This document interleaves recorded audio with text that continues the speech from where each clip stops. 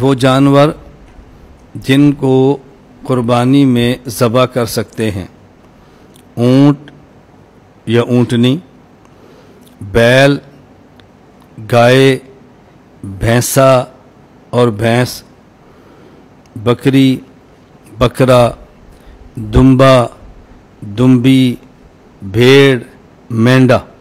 یہ وہ جانور ہیں جس کو آپ قربانی کے اندر ذبح کر سکتے ہیں۔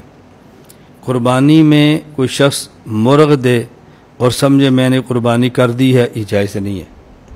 کوئی شخص قربانی میں گھوڑا ذبح کرے اور کہ جی میں نے قربانی کر دی ہے، یہ جائز نہیں ہے۔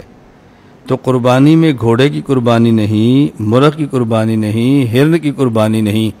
قربانی میں صرف چند ایک جانور ہیں جن کو ذبح کر سکتے ہیں۔ تو یہ جانور ذہن میں رکھ لیں، اس سے زائد جانور قربانی میں ذبح نہیں ہوتے۔ اور یہ جو جانور ہیں ان کی عمریں بھی ذہن میں رکھنی چاہیے کہ کس عمر کا جانور ہو تو قربانی میں اس کو ذبح کر سکتے ہیں۔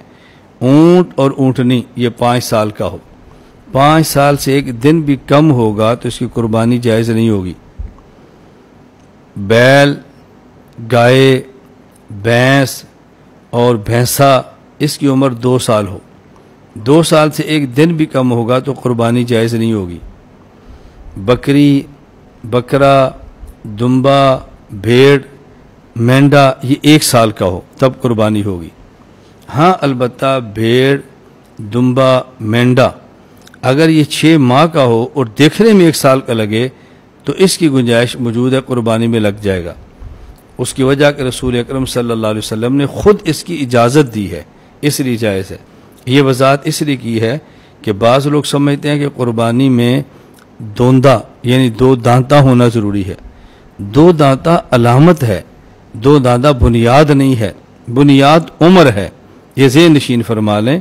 باقی اس پہ آپ کو دلائل چاہیے تو مستقل ahnamedia.com ہماری ویب سائٹ اور اہنام میڈیا سروسز پہ موجود ہیں، یا فضائل و مسائل قربانی کے نام پہ ہماری فائل ہے، کتاب ہے، اس کو دیکھ لیں، وہاں تفصیل سے اس کے دلائل دے دیے گئے ہیں۔